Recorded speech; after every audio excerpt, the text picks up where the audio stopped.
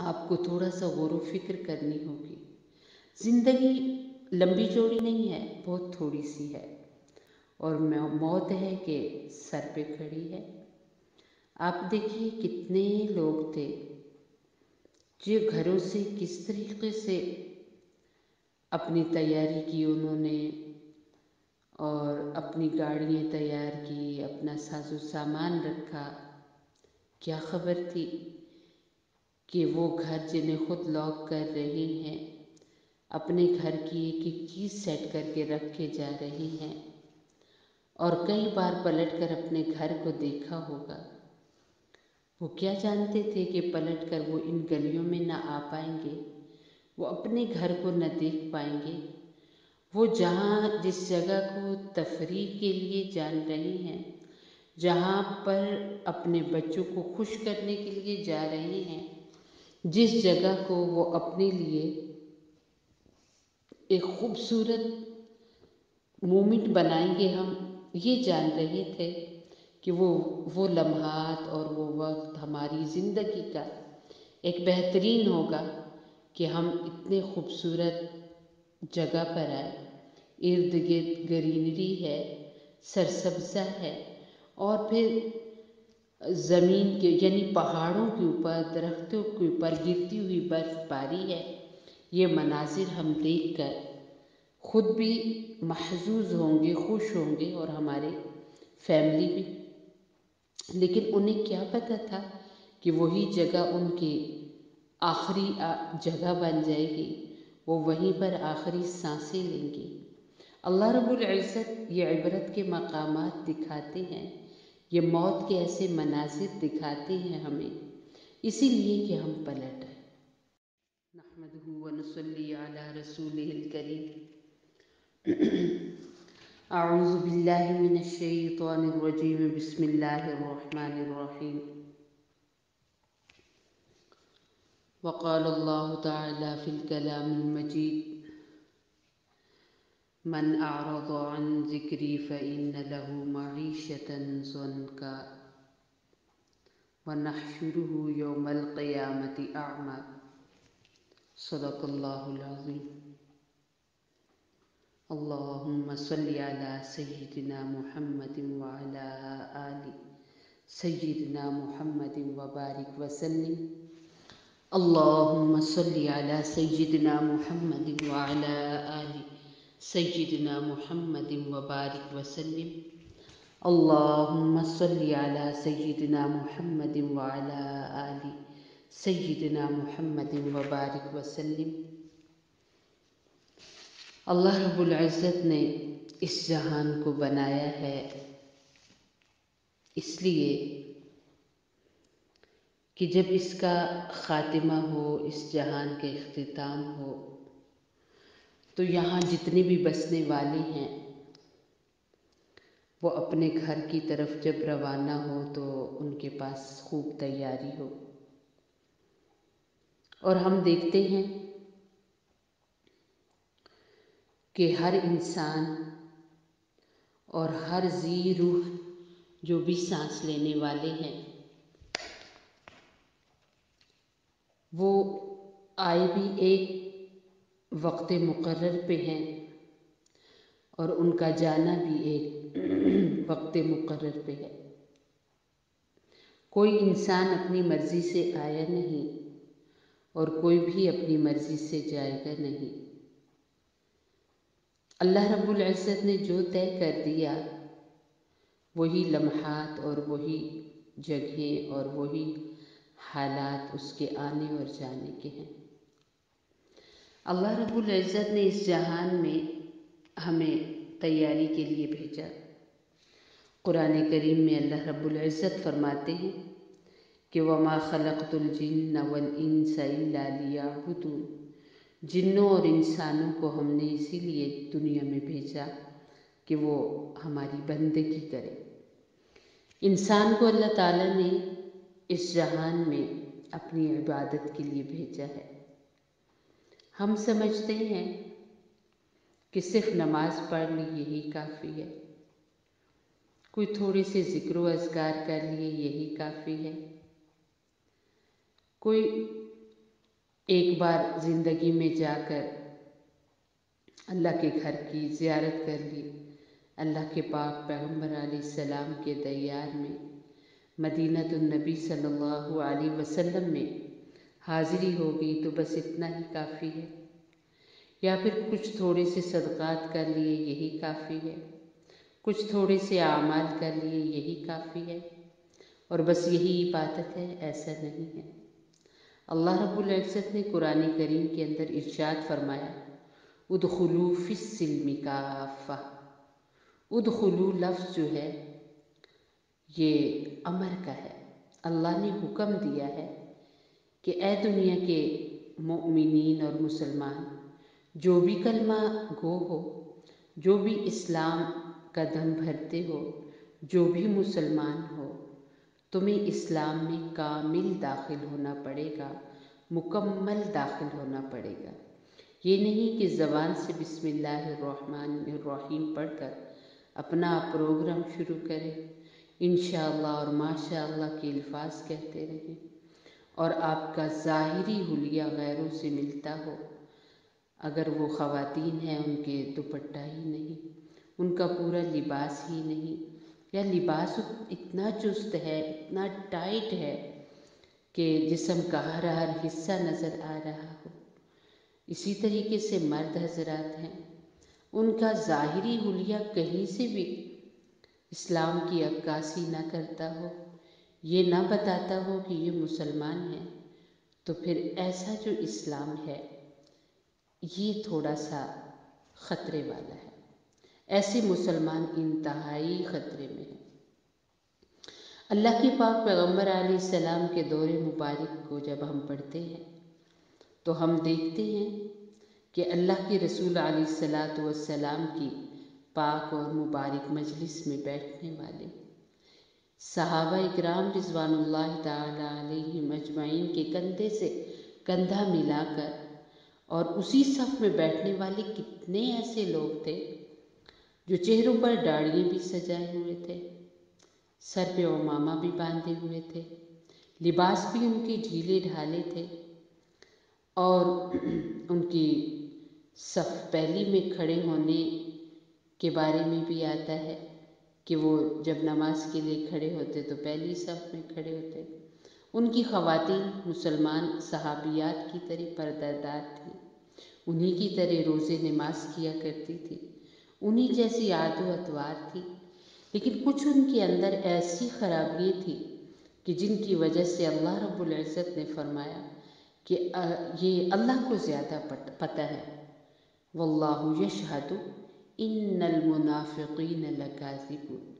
اللہ قسم کھا کر فرماتے ہیں، اور اللہ ان پر گواہ ہے کہ یہ جھوٹ بول رہے ہیں، ان کی زبانیں کچھ کہہ رہی ہیں، یہ اندر سے کچھ ہے۔ انسان کے الفاظ اور ظاہری جو حلیہ ہے وہ بہت معنی رکھتا ہے اسلام کے اندر۔ تو جو آپ گفتگو کرتے ہیں، جو آپ ہیں، آپ کا اگر حلیہ ویسا نہیں ہے تو پھر جان لیجئے کہ یہ آپ کا اسلام لانا، آپ کا مسلمان ہونا انتہائی خطرے میں ہے۔ آپ کو تھوڑا سا غور و فکر کرنی ہوگی۔ زندگی لمبی چوڑی نہیں ہے، بہت تھوڑی سی ہے۔ ہم لوگ بہت بڑے بڑے پروگرام بناتے ہیں، فلاں سال میں یوں کریں گے، فلاں دن میں یوں کریں گے، اور موت ہے کہ سر پہ کھڑی ہے۔ آپ دیکھیے کتنے لوگ تھے جو گھروں سے کس طریقے سے اپنی تیاری کی انہوں نے، اور اپنی گاڑیاں تیار کی، اپنا ساز و سامان رکھا۔ کیا خبر تھی کہ وہ گھر جنہیں خود لاک کر رہے ہیں، اپنے گھر کی ایک ایک چیز سیٹ کر کے رکھ کے جا رہے ہیں، اور کئی بار پلٹ کر اپنے گھر کو دیکھا ہوگا۔ وہ کیا جانتے تھے کہ پلٹ کر وہ ان گلیوں میں نہ آ پائیں گے، وہ اپنے گھر کو نہ دیکھ پائیں گے۔ وہ جس جگہ کو تفریح کے لیے جان رہے ہیں، جہاں پر اپنے بچوں کو خوش کرنے کے لیے جا رہے ہیں، جس جگہ کو وہ اپنے لیے ایک خوبصورت مومنٹ بنائیں گے ہم یہ جان رہے تھے کہ وہ لمحات اور وہ وقت ہماری زندگی کا ایک بہترین ہوگا کہ ہم اتنے خوبصورت جگہ پر آئے، ارد گرد گرینری ہے، سرسبزہ ہے، اور پھر زمین کے یعنی پہاڑوں کے اوپر، درختوں کے اوپر گرتی ہوئی برف باری ہے۔ یہ مناظر ہم دیکھ کر خود بھی محظوظ ہوں گے، خوش ہوں گے، اور ہمارے فیملی بھی۔ لیکن انہیں کیا پتہ تھا کہ وہی جگہ ان کی آخری جگہ بن جائے گی، وہ وہیں پر آخری سانسیں لیں گے۔ اللہ رب العزت یہ عبرت کے مقامات دکھاتے ہیں، یہ موت کے ایسے مناظر دکھاتے ہیں ہمیں، اسی لیے کہ ہم پلٹ آئیں۔ آپ سوچے تو صحیح کہ ہم مسلمان ہیں، اور اب تو مسلمان دوسروں سے ڈھکے چھپے رہے ہی نہیں ہیں۔ اب تو ہر بندے نے اپنا چینل بنایا ہوا ہے اور اپنے فل 24 گھنٹے کی روٹین شیئر کرتے ہیں، اپنی شادیاں اور اپنی موتیں شیئر کرتے ہیں، اپنی فیملی میں ہونے والا ہر پروگرام شیئر کرتے ہیں۔ اس سے پتہ چلتا ہے کہ مسلمان کس طرف جا رہے ہیں۔ عزیزان، ہم بہت غلط راہوں کی طرف جا رہے ہیں۔ مرنے والے ایسی زندگی قطعاً بھی نہیں گزارتے۔ شاید کہ لوگ موت سے جب بہت غافل ہو جاتے ہیں تو پھر اللہ تعالیٰ ایک ایسا زبردست سا سانحہ رونما فرماتے ہیں، ایسا سانحہ پیش آ جاتا ہے کہ پھر سے ایک خوف دل کے اندر پیدا ہوتا ہے، زندگی کی تھوڑی سی فکر پیدا ہوتی ہے کہ یہ جانے والے مری کے پہاڑوں میں اور مری کے برف باری میں پھنسنے والی جتنی بھی گاڑیاں ہیں اور جتنے بھی ہمارے پیارے بہن بھائی جو وہاں پر اللہ کو پیارے ہو گئے ہیں، اللہ رب العزت ان کی مغفرت کرے، اللہ رب العزت ان کے لواحقین کی حفاظت فرمائے، اللہ رب العزت جو لوگ پھنسے ہوئے ہیں باحفاظت انہیں گھروں تک پہنچائے۔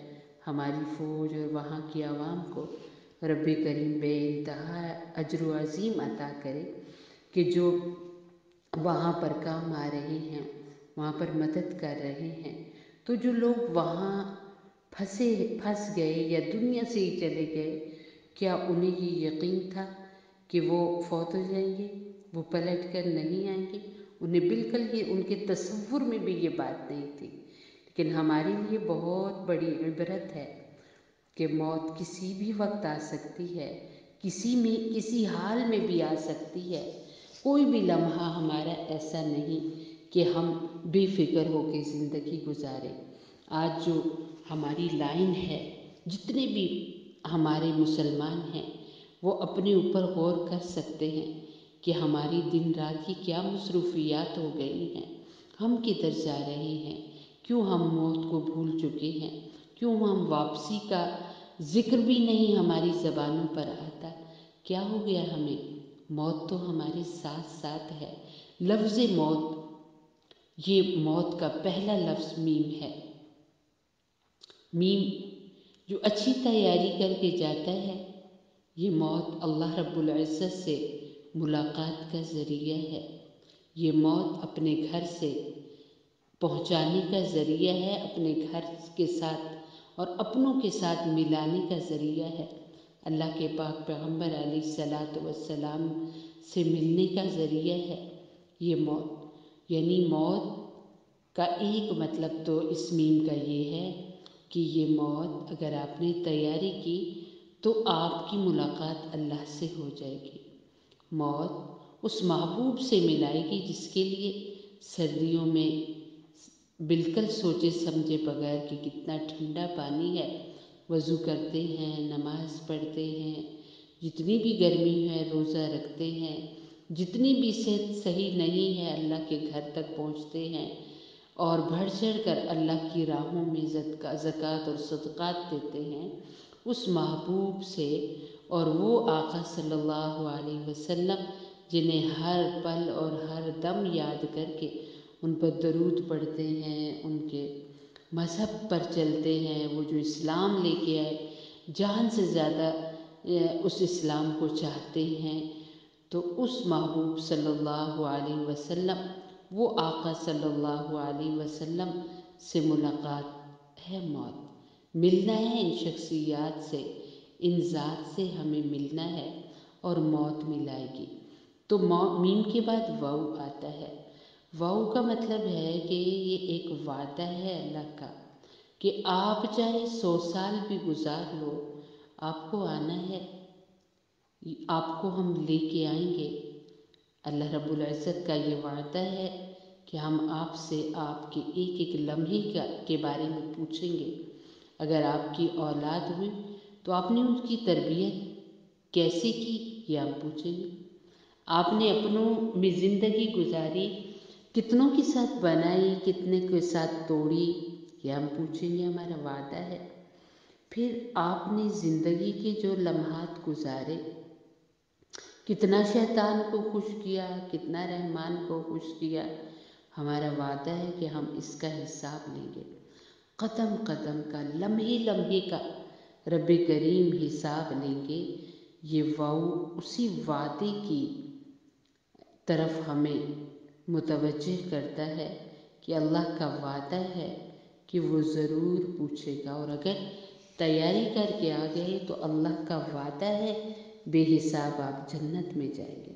پھر آخر میں تا ہے، تا یعنی توبہ، ایسا زندگی کے اندر آنے والا حادثہ جو توبہ توبہ کرا دیتا ہے۔ اب دیکھیے کہ مری کے پہاڑوں میں پھنسنے والے لوگ یا اللہ کے حضور پہنچنے والے لوگ، تو جو ان کو دیکھ رہے ہیں، جو یا وہاں ہیں، سبھی توبہ توبہ کر رہے ہیں۔ وہ موت جو بڑے بڑوں کو توبہ کروا دے، وہ موت ہر انسان کے دل کے اندر اللہ کا خوف پیدا کر دے۔ اللہ کے رسول صلی اللہ علیہ وسلم ایک موقع پر آپ مسجد نبوی میں تشریف لائے تو آپ نے دیکھا کہ مسلمان بہت زیادہ صحابہ اکرام ہنس رہے ہیں۔ اس وقت کا ہنسنا ایسا نہیں تھا جیسے آج ہمارا ہے، بس وہ ہنس رہے تھے۔ تو اللہ کے رسول علیہ الصلوۃ والسلام نے فرمایا کہ جو چیز میں جانتا ہوں، اگر وہ تم جان لو تو تم ہنسو کم اور رو زیادہ۔ اور پھر فرمایا کہ اگر تم اس چیز کا تذکرہ کرو جو لذتوں کو توڑنے والی ہے، تو جو میں نے آج جس حال میں تمہیں دیکھا ہے اس حال میں نہ دیکھوں۔ یعنی لذتوں کو توڑنے والی سے کیا مراد ہے؟ وہ موت ہے۔ موت لذتوں کو توڑ دیتی ہے۔ تو جب موت کا انسان تذکرہ کرتا ہے تو دل کے اندر سے توبہ توبہ نکلتی ہے۔ اے اللہ جو کیے ان پر بھی توبہ، اے اللہ آئندہ، اے اللہ تو کبھی نہ کوئی غلطی کروانا، لیکن اگر ہو جائے تو اس پر بھی توبہ۔ اے اللہ غلط حال میں، غلط راہوں پر موت آئے، اس سے بھی توبہ۔ تو موت اللہ رب العزت نے ایک نعمت عطا فرمائی ہے کہ جب انسان اس کو یاد کرتا ہے تو اسے توبہ کی توفیق مل جاتی ہے۔ اور پھر موت کے بارے میں جب ہم تھوڑا سا سوچتے ہیں تو موت کا جو آخری لفظ ہے تا، یہ ہمیں تیاری کے بارے میں ہمیں تیار کرتا ہے کہ ہم یہاں رہنے کے لیے نہیں آئے ہیں۔ یہ گھروں کا بنانا، گھر کے کام کاج، یہ تو اللہ رب العزت نے ہم سب کی بس ایک، ہم آئے تھے یہاں سفر میں تو ہماری ایک ذمہ داری لگا دی کہ اب یہ بھی کام کرنا ہے، یہ بھی ساتھ ساتھ کرنا ہے، لیکن اصل کام تیاری آخرت کی ہے۔ تو ہمارا حال یہ ہے کہ ہم نے یہیں پر بڑے بڑے محلات بنانا شروع کر دیے اور پیسہ جمع کرنا شروع کر دیا، اور دنیا کی عیش و عشرت میں پھنس گئے، خوبصورت جوڑوں کے اندر پھنس گئے، اور اس قدر پہناوا ہماری زندگی کا حصہ بن گیا، آخرت کی تیاری ہم بھول گئے۔ बहुत बड़े बड़े और आलीशान और ऐश और इशरत से बने हुए हमारे जो घर हैं, उन्होंने हमें उस घर से गाफिल किया है जहाँ सदा रहना है। तो जब इंसान मौत का लफ्ज़ अपनी ज़बान पर लाएगा तो आखिरत की तैयारी नसीब होगी।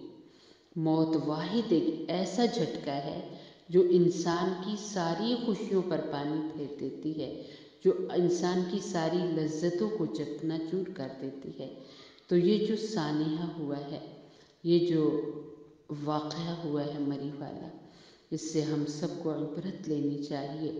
अल्लाह रब्बुल इज़्ज़त ने कुरान करीम के अंदर इरशाद फरमाया ना कि मन अअरज़ अन ज़िक्री फ़इन्न लहू मईशतन तन्का, कि जो बंदा भी हमारे ज़िक्र से मुँह मोड़ेगा हम उसके लिए उसका जीना तंग कर देंगे। बज़ाहिर बहुत मालो दौलत है लोगों के पास, बहुत आलीशान घर हैं, लेकिन जो अल्लाह की इनायतें हैं वो उनसे महरूम है। किचन में सब कुछ है लेकिन चंद एक चीज़ों के सिवा और कुछ इस्तेमाल नहीं कर सकते। कितने लिबास ऐसे हैं कि एलर्जी की वजह से वो पहन नहीं सकते। घर बहुत खूबसूरत है, पैसा भी इंतहा है, न सर्दियों में हीटर चला सकते हैं, न गर्मियों में एसी लगा सकते हैं। कितनी अल्लाह की नेमतें हैं जो अल्लाह रब्बुल इज़्ज़त के बंदे उनसे महरूम हैं। तो जब अल्लाह रब्बुल इज़्ज़त से ताल्लुक़ हो जाता है तो कितनी ऐसी मुश्किलें और कितने ऐसे मसाइब और कितनी ऐसी परेशानियाँ होती हैं जो अल्लाह रब्बुल इज़्ज़त उन्हें ज़ाइल कर देते हैं उस ताल्लुक़ की वजह से। आप देखिए कि आपका किसी से ताल्लुक़ हो, रिश्ता हो, तो आप नहीं चाहते कि वो जिसका ताल्लुक़ आपसे है वो किसी भी परेशानी में मुब्तला हो। आप हर वक्त उसकी मदद के लिए तैयार रहते हैं कि वो मेरी सहेली या वो मेरा दोस्त, चूँकि मेरा उससे बहुत ताल्लुक़ है तो जहाँ तक मुमकिन होगा मैं उसके काम आऊँगी, अपनी सहेली के काम आऊँगी। एक मर्द कहता है मैं अपने दोस्त के काम आऊँगा, वालिदैन कहते हैं औलाद के काम आएंगे, औलाद कहती है वालिदैन के काम आएंगे। हमारा किसी से अदना सा ताल्लुक़ हो तो हम इतना ख्याल रखते हैं, तो वो अरहमुर राहिमीन जिसका ताल्लुक़ बंदे से कितना है, वो कहता है कि नहनु अक़रबु इलैहि मिन हब्लिल वरीद, मैं तुम्हारे सांसों से भी ज़्यादा तेरे करीब हूँ। तो आप सोचिए अल्लाह रब्बुल इज़्ज़त का कितना ताल्लुक़ है एक इंसान के साथ, तो वो क्या ये पसंद फरमाएगा, क्या वो ये चाहेगा कि मेरे बंदे किसी तकलीफ़ में हों, किसी परेशानी में हों। हमें जो भी परेशानी आती है, जो भी मुसीबत आती है, वो हकीकत में हमारे अपने ही किया का वबाल होता है।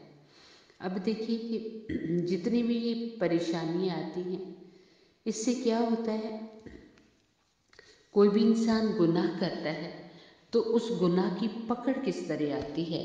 कोई ऐसी परेशानी और कोई ऐसा वाक़या पेश आ जाता है जिससे दिली सदमा होता है। मैं मिसाल के तौर पे यहाँ एक चीज़ कोट करती हूँ।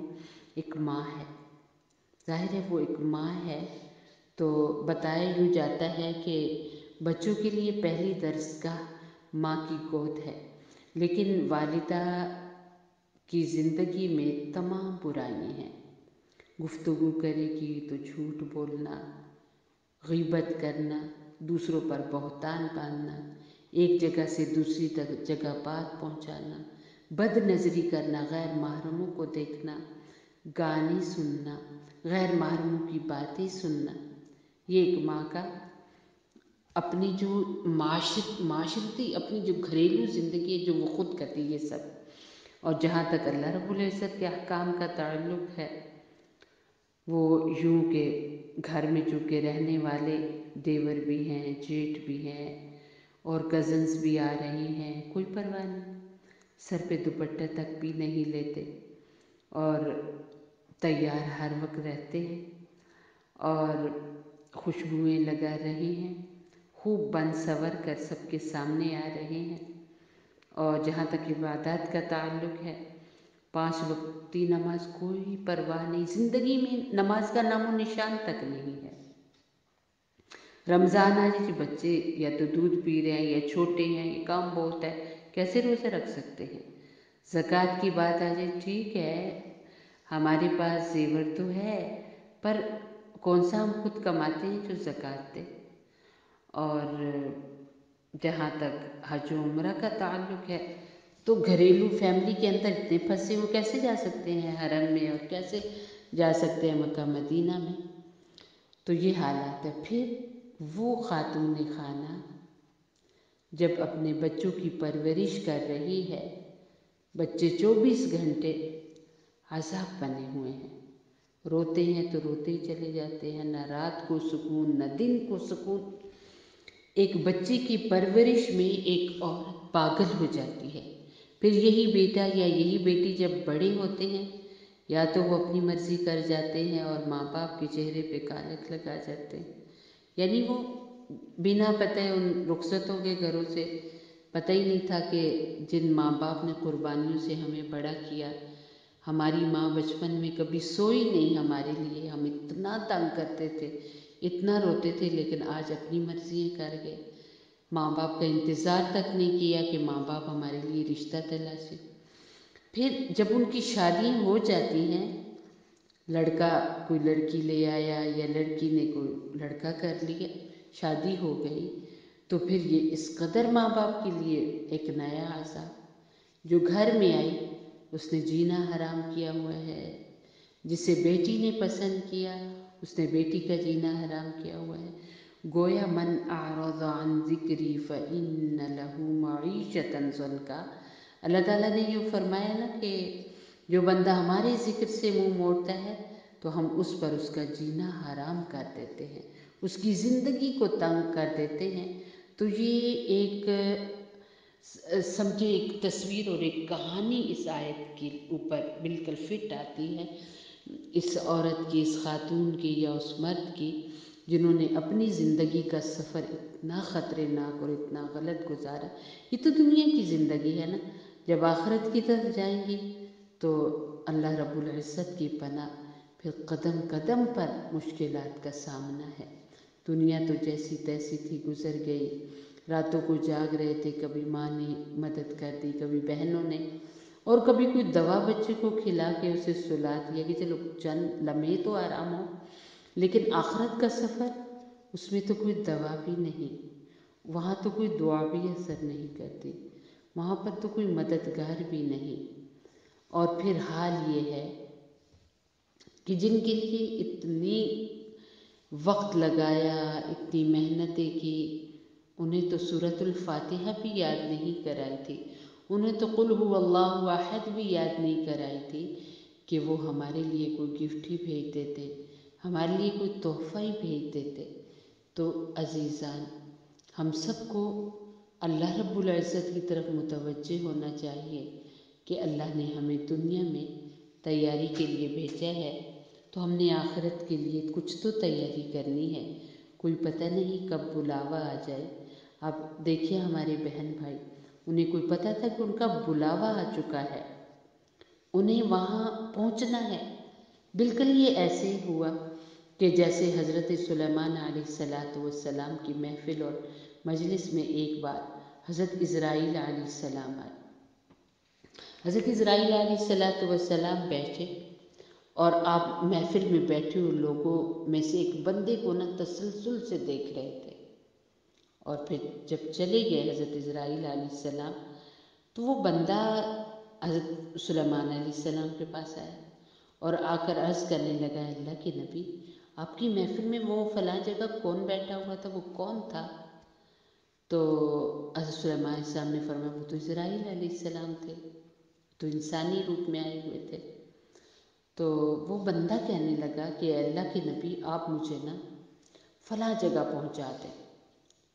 تو حضرت سلیمان علیہ السلام کو اللہ رب العزت نے، حضرت سلیمان علیہ السلام کے تابع ہوائیں کی ہوئی تھی، تو ہواؤں کو حضرت سلیمان علیہ السلام نے ہوا کو حکم دیا کہ اس کو فلاں جگہ پہنچا دو۔ کچھ وقت کے بعد پتہ چلا کہ وہ بندہ فوت ہو گیا وہاں. تو اسرائیل علیہ السلام جب حضرت سلیمان علیہ السلام کے پاس آئے تو حضرت سلیمان علیہ السلام نے پوچھا بھئی آپ فلاں کو کیوں اتنا غور سے دیکھ رہے تھے؟ تو اور پھر وہ ادھر جا کے وہ فوت ہی ہو گئے. تو اسرائیل علیہ السلام فرمانے لگے کہ اللہ کے نبی سلیمان علیہ السلام، مجھے اللہ رب العزت نے حکم دیا ہوا تھا کہ کل فلاں وقت اس بندے کی روح فلاں جگہ پہ آپ نے قبض کرنی ہے. تو میں غور سے دیکھ رہا تھا کیا یہ وہی بندہ ہے؟ اگر یہ وہی ہے تو یہ یہاں ہے اور اتنی دور یہ بھلا کیسے پہنچے گا؟ تو میں اس لیے اس کو غور غور سے دیکھ رہا تھا. تو ہمیں نہیں پتا کہ کس جگہ پر روح نکالی جائے گی، کس جگہ پہ آخری سانس لیے جائیں گے، اور کیا وہ حالات ہوں گے، اور کیا وہ وقت ہوگا، ہم کیا کر رہے ہوں گے، یہ تو کسی کو نہیں پتا، ہمیں نہیں پتا، کسی کو بھی نہیں پتا. تو جب نہیں پتا تو ہر پل اور ہر وقت تیار رہنا چاہیے. اللہ کے پاک پیغمبر علیہ السلام جو سید الانبیاء ہیں، جو خاتم النبیین صلی اللہ علیہ وسلم ہیں، آپ علیہ الصلاۃ والسلام کا تو یہ عالم تھا کہ آپ فرماتے تھے کہ جو سانس میں نے لیا ہے مجھے اتنا بھی نہیں یقین کہ یہ پلٹ کر باہر آئے گا. یعنی ہم جو ایک اندر سانس لیتے اور ایک باہر سانس لیتے ہیں، تو آپ علیہ السلام فرمانے لگے مجھے اتنا بھی نہیں یقین کہ جو میں نے سانس لیا ہے اندر میرا سانس گیا ہے پھر باہر آئے گا یا نہیں. یعنی ایک لمحے کا بھی کوئی بھروسہ نہیں. تو اور پھر یہ خاتمہ ایسا ہے کہ حضرت آدم علیہ الصلاۃ والسلام کے دور سے لے کر آج تک کوئی پلٹ کے نہیں آیا. یہ ایک سفر ہے جو ہماری تیاری کا ہے، اور چلے جائیں گے جب تو پھر پلٹ کے آنا نہیں ہوگا. اور پھر جب چلے جائیں گے تو چاہے کوئی بادشاہ ہو، چاہے کوئی وزیر ہو، کوئی اپنے علاقے کا کتنا بڑا انسان ہو، کتنا نامور ہو، کتنی لوگ اس کے گن گاتے ہوں، کتنے لوگ اسے جانتے ہوں، کتنی بھی وہ خاتون مشہور ہو، لیکن ایک دن آتا ہے کہ وہ مشہوریاں اسی جہان کے لیے بس ایک نام رہ جاتی ہیں. حقیقت یہ ہے کہ قرآن کریم ارشاد فرماتا ہے، اللہ رب العزت فرماتے ہیں هل أتى على الإنسان حين من الدهر لم يكن شيئا مذكورا. انسان پہ ایک ایسا بھی وقت تھا زمانے میں کہ وہ کوئی تذکرہ کی جانے کی چیز ہی نہیں تھا. یعنی جب انسان نہیں تھا دنیا میں آیا اس کا کوئی نام نہیں تھا، اور جب دنیا سے چلا جائے گا اس کا کوئی نام نہیں رہے گا. آج ہم اگر اپنے ملک کے اندر جتنے بھی ہمارے ہاں بادشاہ آئے ہیں اگر ہم ان کا تذکرہ کریں تو کتنے ایسے ہیں کہ جن کے قبروں کا ہی پتہ نہیں، کتنے ایسے ہیں جن کے ناموں کا ہی پتہ نہیں، اور پھر کتنے سٹار جنہیں دنیا سٹار کہتی ہے، جنہیں دنیا بہت مشہور اور فیمس لوگ کہتے ہیں. آپ دیکھیے کتنے ایسے ہیں جن کے آخری وقت تو اتنے عبرتناک ہوئے کہ اللہ کی پناہ، اللہ رب العزت کی پناہ. کتنی خواتین ایسی ہیں جو اپنے وقت میں محفلوں پر قیامت ڈھایا کرتی تھی، لیکن آخری لمحات ان کے ایسے تھے کہ ان کی زبانیں ہونٹوں پہ رہ گئی، وہ اندر ہی نہیں کر سکتی تھی. وہ آنکھیں کہ جن کی دیدار کے لیے لوگ دور دور سے آیا کرتے تھے، وہ پھٹی کی پھٹی آنکھوں پر ایسے پھٹی کی پھٹی رہ گئی، بندی نہیں ہوتی تھی. وہ بال جنہیں وہ گھنے بال، وہ خوبصورت بال جن کو دیکھنے کے لیے لوگ دور دور سے آتے تھے، تو سر پہ ایک بال نہ رہا، سر گنجے ہو گئے. اور وہ جسم جو تھراتا تھا محفلوں پر اور جس کے تھرانے پر پوری محفل میں رقص شروع ہو جاتا تھا، پھر ایک وقت ایسا آیا کہ وہ چارپائی سے اٹھایا ہی نہیں جا سکتا تھا. وہ آواز، وہ خوبصورت آوازیں کہ جن کو کان گھنٹوں سنا کرتے تھے، ایک وقت ایسا آتا ہے کہ دو بولنے کے لیے آواز ہی نہیں نکلتی تھی، اور اگر آواز نکلتی تھی تو 10 بار ساتھ کھانسی آتی تھی۔ تو کیا یہ عبرتیں کم ہیں؟ تو ایسے نامور لوگ بے نام ہو گئے، آج کتنے ہیں ان کی قبروں کے نشان تک نہیں، اور اگر ہیں بھی تو وہاں پر تنہائیوں کے ڈیرے، بدبو کے ڈیرے، گندگی کے ڈھیر لوگوں نے ڈال دیے۔ وہ لوگ جنہیں گھنٹوں کھڑے ہو کر کے ان کا دیدار ہم کریں گے، آج ان کی قبروں پر لوگ گندگی پھینک دیتے ہیں، ہوش ہی نہیں ہوتا کہ یہ کسی دنیا سے گئے انسان کا گھر ہے، یہ قبر ہے۔ تو عزیزان، بہت عبرتناک ہماری زندگی ہے اور ہمارا انجام ہے۔ ہمارے لیے صحابہ اکرام رضوان اللہ تعالی علیہم اجمعین اور صحابیات کی زندگی بہترین نمونہ ہے۔ اللہ کے پاک پیغمبر علیہ الصلوۃ والسلام کی یہ تیار کردہ جماعت اور ان کے آگے جتنے شاگرد تھے، آج بھی ان کی قبریں معطر اور ایک زرخیز اور بارونق، چاہے وہ کسی پہاڑی میں ہے، وہ کسی غار میں ہے، وہ کسی میدان میں ہے، لوگوں کی ریل پیل ہے، وہاں جاتے ہیں، دعائیں مانگتے۔ کیونکہ العلماء ورثۃ الانبیاء، انہوں نے وہ کام دنیا میں کیا کہ جس کے کرنے کے لیے اللہ رب العزت نے انسانوں کو دنیا میں بھیجا ہے۔ تو اللہ تعالیٰ نے اس کا کیا صلہ دیا کہ آج بھی وہ دلوں میں زندہ ہے، ذہنوں میں زندہ ہیں۔ اب دیکھیے ہمارے کتنے نعت اور کلام پڑھنے والے اصحاب ایسے ہیں، ایسے لوگ ہیں، ایسے ہمارے شعراء ہیں جن کی ٹوٹل شاعری رسول اللہ صلی اللہ علیہ وسلم کے صحابہ کے گرد گھومتی ہے، سبحان اللہ۔ تو وہ آج ہماری زندگیوں میں زندہ ہے، ہمارے ذہنوں میں زندہ ہے، اور اللہ نے چاہا تو ہمارے بچوں کے اندر بھی یہ زندگیاں، یہ نام زندہ رہیں گے ان کے ذہنوں میں۔ تو اللہ نے انہیں زندہ کر کے دکھایا انسانوں کے اندر، چلتے پھرتے انسانوں کے اندر، ان کے بولوں کے اندر، کیونکہ انہوں نے وہ کام کیے جو کرنے کے لیے ہم آئے ہیں۔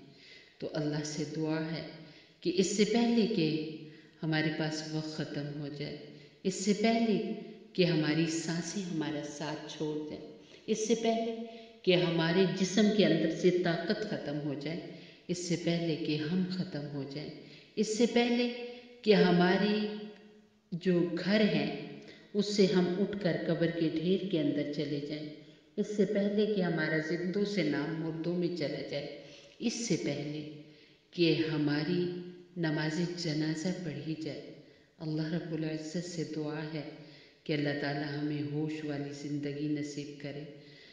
اللہم اغفر لی امتی محمد صلی اللہ علیہ وسلم، یا ارحم الراحمین۔ جتنے لوگ آپ کے ہاں چلے گئے، خصوصاً اس سانحہ میں جو مری میں پیش آیا، یا وہ پوری دنیا میں جو مسلمان آپ کے پاس کسی بھی حادثے میں یا ویسے ہی اپنی طبعی موت کے ذریعے آپ کے پاس آئے ہیں، یا اللہ سب کی مغفرت فرما دیجیے، یا ارحم الراحمین۔ اللہ وہاں جانے سے پہلے ہمیں تیاری کی توفیق نصیب فرمائیے۔ اے اللہ، اللہ کے پاک پیغمبر علیہ السلام ہم میں سے ہر ایک کے لیے اتنا رو کر گئے ہیں، اتنے آنسو بہائے ہیں امت کے لیے۔ یا اللہ ہمیں اپنے نبی علیہ السلام کی قدر کرنے والا بنا دیجیے۔ اے اللہ ہمیں ہدایت عطا فرما دیجیے۔ اللہم اغفر لی امتی محمد صلی اللہ علیہ وسلم، اللہم ارحم لی امتی محمد صلی اللہ علیہ وسلم، اللہم اصلح لی امتی محمد صلی اللہ علیہ وسلم۔ سبحان ربک رب العزت عما یصفون وسلام علی المرسلین والحمد للہ۔